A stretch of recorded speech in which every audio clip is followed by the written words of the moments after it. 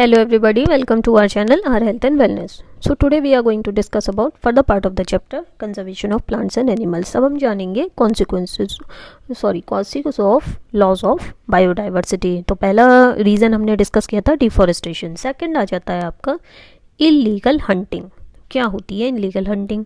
अब जैसे टाइगर्स हैं, एलिफेंट्स हैं, लियोपार्ड्स हैं, राइनोसेरोस हैं, सील हैं, वेल हैं या बाकी एनिमल हैं, वो अंडर थ्रेट है. क्योंकि होता क्या है, उनकी स्किन के लिए, उनके टस्क के लिए, उनके टीथ के लिए, मीट के लिए, फर के लिए या बाकी बॉडी पार्ट्स के लिए उनको इलीगली हंट किया जाता है, उनको शिकार किया जाता है और ये इलीगल है. तो जो illegal hunting of wild animals होता है फॉर कमर्शियल यूजेस, उसको हम पोचिंग कहते हैं. चीता अगर इंडियन फॉरेस्ट में बात करें, या डोडो जो मॉरिशस में एक यूनिक वर्ड है, मिलती थी, तो वो एक्सटिंक्ट हो चुकी है due to excessive hunting. Next reason आ जाता है आपका पॉल्यूशन. अब ये जो पॉल्यूशन हो रहा है आपका सॉइल का, एयर का, वाटर का, ये एडवर्सली अफेक्ट कर रहा है आपके बहुत सारे प्लांट्स और एनिमल्स को. इसके साथ क्या हो रहा है कि आपके जो पेस्टिसाइड्स हैं या हार्मफुल केमिकल्स हैं वाटर बॉडीज़ में एक्यूमुलेट हुए जा रहे हैं, जैसे लेक्स हैं, पॉन्ड्स हैं, और ये फिशेस और बाकी एक्वेटिक एनिमल्स को किल करते चले जा रहे हैं. ऑयल स्पिल की बात करें, जैसे पेट्रोलियम निकाला जाता है सी से, तो उसमें कई बार क्या होता है ऑयल स्पिल्स हो जाते हैं. तो ये भी मैरीन ऑर्गेनिजम्स के लिए एक थ्रेट है, और मैरीन ऑर्गेनिजम्स आपके प्लांट एंड एनिमल्स दोनों ही कंप्राइज करते हैं. नेक्स्ट आ जाता है आपका रीज़न नेचुरल डिजास्टर्स. अब नेचुरल डिजास्टर्स जैसे अर्थक्वेक्स हैं, आपके फ्लड्स हैं, ड्रॉट्स हैं, साइक्लोन्स हैं, हरिकेन्स हैं, सुनामीज हैं, तो ये सब भी कंट्रीब्यूट करते हैं in the reduction of plant and animal species in many areas. Next आता है आपका एक्सोटिक स्पीशीज़. अब ये एक्सोटिक स्पीशीज़ क्या होते हैं? तो कुछ एनिमल्स और प्लांट्स होते हैं जो ओरिजिनली एक प्लेस को बिलोंग नहीं करते, लेकिन बाहर से इंट्रोड्यूस कर दिए जाते हैं, उनको हम एक्सोटिक स्पीशीज़ कहते हैं. तो जो इंट्रोडक्शन ऑफ एक्सोटिक स्पीशीज़ है, उससे जो नेटिव स्पीशीज़ ऑफ प्लांट्स और एनिमल्स हैं, जो मतलब वहाँ के ओरिजिनली एग्जिस्ट करने वाले प्लांट्स और एनिमल्स हैं, उनको अफेक्ट करते हैं, क्योंकि उनमें आपस में कंपटीशन हो जाता है for space and food. For example के तौर पे बात करें तो वाटर हाइसिंथ है, एक एक्सोटिक स्पीशीज़ है जो इंडियन वाटर में एंटर हो गई है, बहुत तेज़ी से ग्रो करती है, पूरी वाटर बॉडी को कवर कर लेती है, जैसे पॉन्ड्स एंड लेक्स को. तो होता क्या है, ये सारा ही स्पेस ऑक्यूपाई कर लेती है, फूड के लिए कंपटीशन होता है, सनलाइट के लिए कंपटीशन होता है. तो इससे क्या होता है, एक थ्रेट होता है फॉर द सर्वाइवल ऑफ जो नेटिव एक्वाटिक प्लांट्स होते हैं उनके लिए. अब हम एक रीज़न जानेंगे, what are the consequences of deforestation. क्या कॉन्सिक्वेंसेस हो सकते हैं डिफॉरेस्टेशन के? तो होता क्या है, एक तो सॉइल इरोजन होता है, क्योंकि सॉइल ढीली पड़ जाती है, मिट्टी ढीली पड़ जाती है, और सॉइल इनफर्टाइल भी हो जाती है, क्योंकि जो gradual erosion of fertile top soil होता है, तो जो लैंड है वो आपकी डेजर्ट में कन्वर्ट हो जाती है, जिसको हम डेजर्टिफिकेशन कहते हैं. अब ये बात हम जानते हैं कि ट्रीज कार्बन डाइऑक्साइड लेते हैं और ऑक्सीजन गिव आउट करते हैं during the process of photosynthesis. Deforestation से क्या होता है कि आपके प्लांट्स तो कम हो जाते हैं, ट्रीज कम हो जाते हैं, तो जो लेवल ऑफ कार्बन डाइऑक्साइड है एटमॉस्फेयर में वो बढ़ जाता है, और जो नेचुरल बैलेंस ऑफ गैसेज है इन द एटमॉस्फेयर वो डिस्टर्ब हो जाता है. तो जो increase in concentration of carbon dioxide है, इससे ग्लोबल टेम्परेचर इंक्रीज हो जाता है, जिसको हम ग्लोबल वार्मिंग कहते हैं. ग्लोबल वार्मिंग के क्या कॉन्सिक्वेंसेस हो सकते हैं? एक तो रेनफॉल रिड्यूस हो जाता है, ड्रॉट्स आते हैं, वाटर साइकिल डिस्टर्ब हो जाता है, वाटर होल्डिंग. नेक्स्ट रीजन आपका कॉन्सिक्वेंस आ जाता है डिफॉरेस्टेशन का, जो आपकी water holding capacity of soil है वो डिक्रीज हो जाती है, फ्लड्स के चांसेस बढ़ जाते हैं. फॉरेस्ट जो है हमारे कई स्पीशीज़ ऑफ एनिमल्स के नेचुरल हैबिटेट हैं. तो होता क्या है, जब हम ट्रीज़ को कट डाउन करते हैं तो उनका नेचुरल होम डिस्ट्रॉय हो जाता है, जिससे उनकी सर्वाइवल के लिए थ्रेट हो जाता है. फॉर एग्जांपल जैसे जाइंट पाडा की बात करें तो ये एक इंडेंजर्ड स्पीशीज़ है अब, क्योंकि वो सिर्फ बैम्बू शूट्स पर ही सर्वाइव करता है. लेकिन कुछ फ्यू डिकेड्स में हम देखें तो बैम्बू फॉरेस्ट काफ़ी हद तक डिस्ट्रॉय हो चुके हैं, जो कि नेचुरल हैबिटेट है पांडा के. उसको फार्मिंग के लिए क्लियर कर देते हैं हम, in the name of development हम फॉरेस्ट को क्लियर कर देते हैं. तो इससे क्या हुआ है कि उनके सर्वाइवल के लिए बहुत बड़ा थ्रेट हो गया है, और जो जाइंट पांडाज हैं वो बहुत कम रह गए हैं पहले से। नेक्स्ट हम बात करेंगे different types of flora and fauna की। तो जितने भी डिफरेंट काइंड्स ऑफ प्लांट्स रहते हैं अपने नेचुरल सराउंडिंग में उनको हम फ्लोरा कहते हैं उस प्लेस का, और जो डिफरेंट काइंड्स ऑफ एनिमल्स रहते हैं अपने नेचुरल सराउंडिंग्स में उनको हम फौना कहते हैं, फौना ऑफ दैट प्लेस। तो जितने भी कंपोनेंट्स ऑफ एनवायरनमेंट हैं वो आपस में इंटरडिपेंडेंट रहते हैं। अगर एक कंपोनेंट में कुछ चेंज होता है तो बाकी अदर कंपोनेंट्स को अफेक्ट करता है। तो हमें ज़रूरत है कि हम अपनी बायोडाइवर्सिटी को अपने ही सर्वाइवल के लिए कंजर्व करें और जो नेचुरल इकोलॉजिकल बैलेंस है उसको मेंटेन करने की कोशिश करें।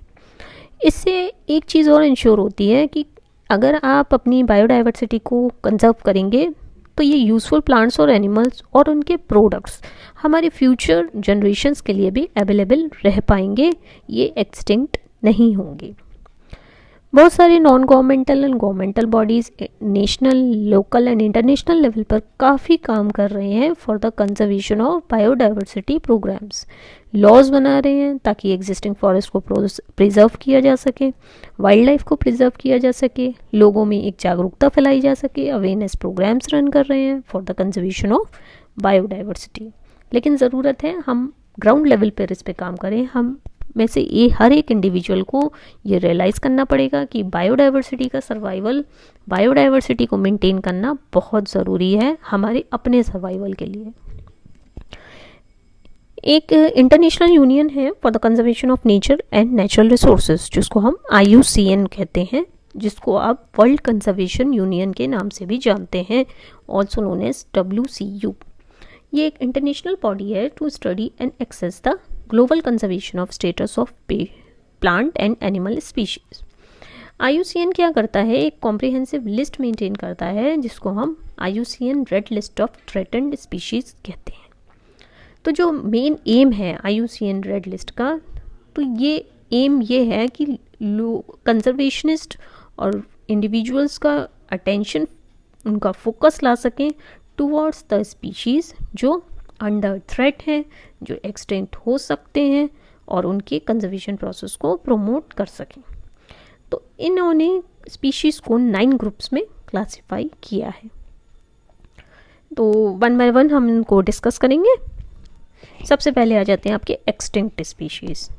अब एक्सटिंक्ट स्पीशीज़ वो हैं जो अब एग्जिस्ट ही नहीं करते लेकिन एक समय में अर्थ में रहते थे। For example millions of years को डायनासोर्स रहते थे। साइंटिस्ट बिलीव करते हैं कि हमारी अर्थ सडनली कूल हो गई और डायनासोर्स उस सडन क्लाइमेट चेंज के अकॉर्डिंग एडजस्ट नहीं कर पाए, इसलिए सारे डायनासोर्स की डेथ हो गई और अब वो एक्सटिंक्ट हो चुके हैं। इसके लिए और भी थ्योरीज दी गई हैं regarding the extinction of animals. Dodo bird की बात करें वो भी एक्सटिंक्ट हो चुकी है क्योंकि उसको फूड के लिए लोगों ने हंट किया। नीलगिरी होली और क्राइपेंसी के बारे में बात करें, ये दोनों प्लांट्स हैं जो कि रिसेंटली इंडिया से एक्सटिंक्ट हो गए हैं। नेक्स्ट आता है आपका एक्सटिंक्ट इन द वाइल्ड। अब ये क्या है, जब कोई स्पीशीज़ अपने नेचुरल हैबिटेट में एग्जिस्ट नहीं करती लेकिन जू में एग्जिस्ट करती है तो उसको हम एक्सटिंक्ट इन द वाइल्ड कहते हैं क्योंकि अब वो नेचुरल हैबिटेट में एग्जिस्ट नहीं करती। For example pink headed duck and cheetah, तो ये दोनों ही एक्सटिंक्ट हो चुके हैं in the wild from our country. Next आता है आपका क्रिटिकली इंडेंजर्ड स्पीशीज। अब ये क्या है, ऐसे स्पीशीज जो बहुत ही ज़्यादा एक्सट्रीमली हाई रिस्क हैं, मतलब एक्सटिंक्ट ही हो जाएंगे, तो उनको हम एक्सट्रीमली इंडेंजर्ड या क्रिटिकली इंडेंजर्ड स्पीशीज में कैटेगराइज करते हैं। For example thick billed parrot, Balearic shearwater duck, ये 2 एग्जाम्पल्स हैं जो कि क्रिटिकली इंडेंजर्ड स्पीशीज में क्लासिफाई किए गए हैं। कुछ और एग्जाम्पल्स हो जाते हैं आपके forest owlet, pygmy hog, Malabar large spotted civet, ये सब भी क्रिटिकली इंडेंजर्ड स्पीशीज में क्लासिफाई हो जाते हैं। नेक्स्ट आता है आपका इंडेंजर्ड स्पीशीज।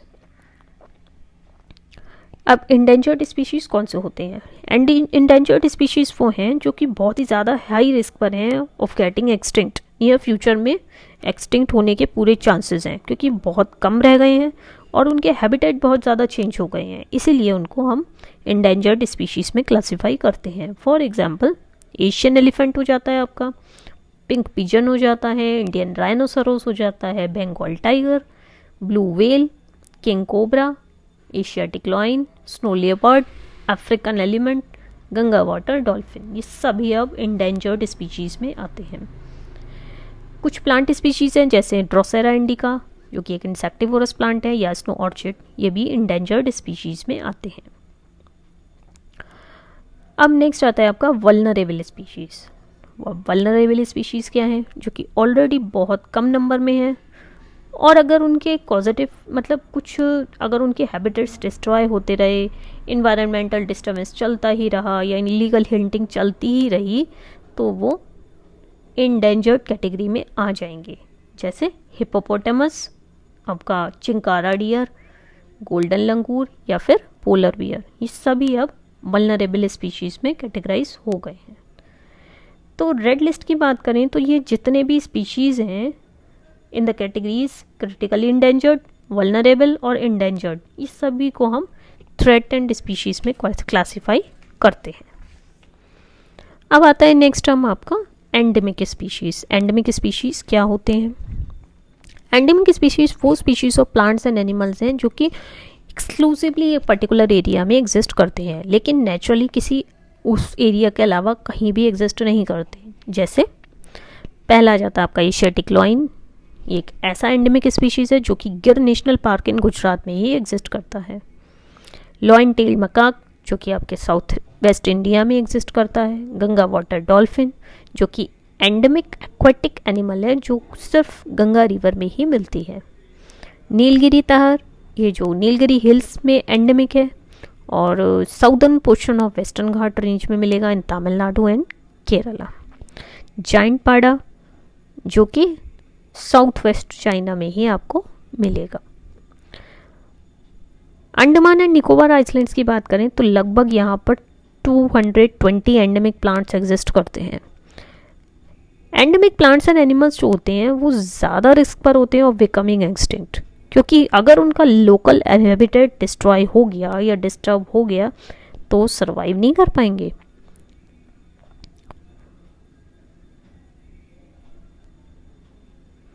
नेक्स्ट आता है आपका conservation of forest and wild life. तो कैसे करेंगे हम कंजर्वेशन ऑफ फॉरेस्ट, कैसे करेंगे? सबसे पहले आ जाता है आपका एफॉरेस्टेशन। एफॉरेस्टेशन का मतलब होता है प्लांटिंग ऑफ ट्रीज।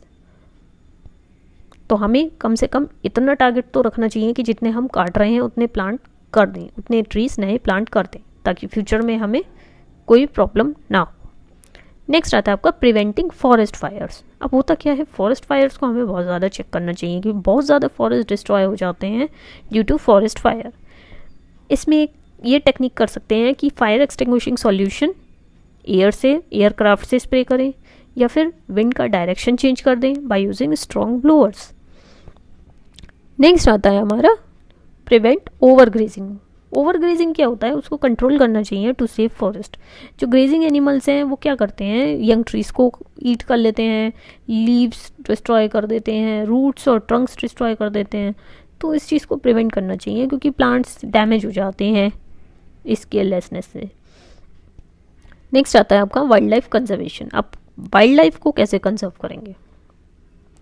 एक तो कुछ हंटिंग रेगुलेशंस हमें स्ट्रिक्टली इम्प्लीमेंट करना चाहिए ताकि जो जानवर हैं उनका शिकार नहीं किया जा सके। जो इंडेंजर्ड हैं उनको तो बिल्कुल ही बैन कर देना चाहिए। और हैबिटेट प्रोटेक्शन, जो एनिमल्स का नेचुरल हैबिटेट है उसको प्रिजर्व करना चाहिए। और ये कैसे कर सकते हैं? By establishing conservation areas, protected areas, wild life sanctuaries, national parks या बायोस्फीयर रिजर्व्स, जहाँ पर वाइल्ड एनिमल्स अपने नेचुरल सराउंडिंग्स में फ्लरिश कर पाएँ और आउटसाइड वर्ल्ड से प्रोटेक्टेड रहें। So that's all for the day. Thank you so much.